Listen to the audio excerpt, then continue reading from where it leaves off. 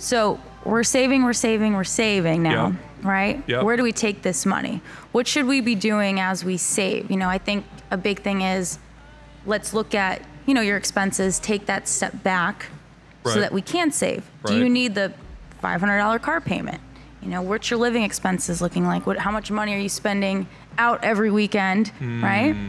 That way we could save.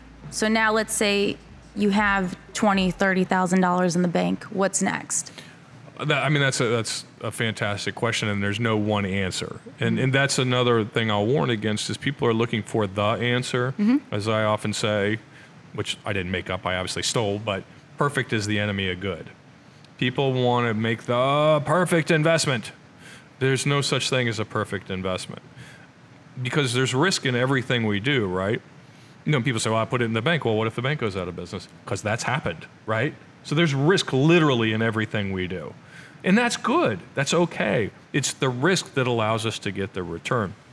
So what somebody would do, say a 30-year-old, if we're just making up a hypothetical person, who saved $30,000, they have some discretionary income now because they've been a diligent saver and they've been responsible.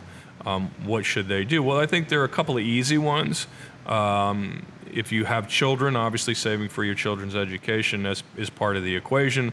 Starting to, Florida prepaid, 529 programs are out there. There's a lot of options in that arena, but it's to do the research to find out which ones make the most sense to you. And if you're not comfortable with the Google search you've done, because it's going to give you 1,000 good places to look and 1,000 bad places to look, and you won't know the difference, is to find a competent advisor who is willing to meet with a new person, right? Because most advisors, who especially if they're my age, they're not likely to take on a person who has $10,000. Those are just the economics, right?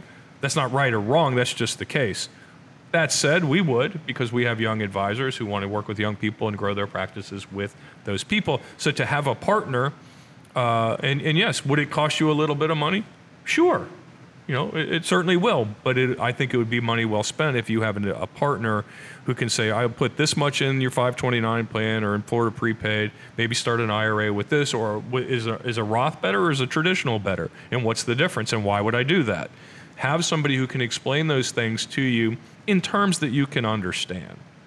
So I think once you reach the point where you're a responsible saver, and there are repercussions to not doing it right, then I think it helps to get a partner. If you're good at it and you love it, then I'm not saying there aren't people who can't do it themselves, but I think they're farther and fewer between than most people would think. And I think that we know that statistically that people who use financial advisors tend to outperform those who don't. And it's not because financial advisors have a crystal ball, because we don't, I promise. I've looked all over the house, there is no crystal ball. But it's because we can take the emotion out and we can say, these are some serious mistakes you could or might or appear to be about to make, and help you avoid them. As I say in the book, I've never made anyone rich. That's not my job, nor is it any advisor's job. And any advisor who tells you they do make people rich is probably the last one you want to give money to. So find somebody who's competent, who comes highly recommended, whether it's your parents' advisor or your friend's advisor or your cousin's advisor, or somebody you just gravitate towards because you like their personality, because it's a team effort. Advisors can't do it without you, and you can't do it without them, I would say, in most cases. Yeah, I think it's important. You're the expert, right? Just like That's we go what to I doctors. tell people anyway. No, it's cool. I think, like I said before, everybody should read the book. Thank you. Love the title. I've never made anyone rich, but it was a good read. So yeah, it's.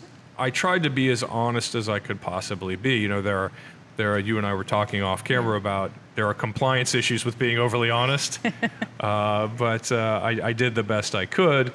I'm a pretty plain-spoken person.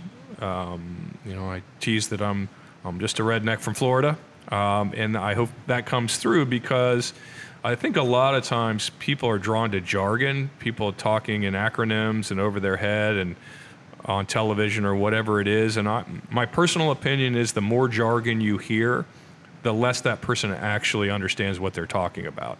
Because the jargon is often used, no matter what the profession, to throw the person being sold off. because now you feel silly for not knowing what the difference between a Roth and standard deviation are, right? They have nothing to do with each other, but you're afraid to ask that question. So if you hear enough of that, it just kind of freezes you, and you think, well, he did use a lot of $100 words, so I probably should give him my money, and I would argue that the exact opposite is true.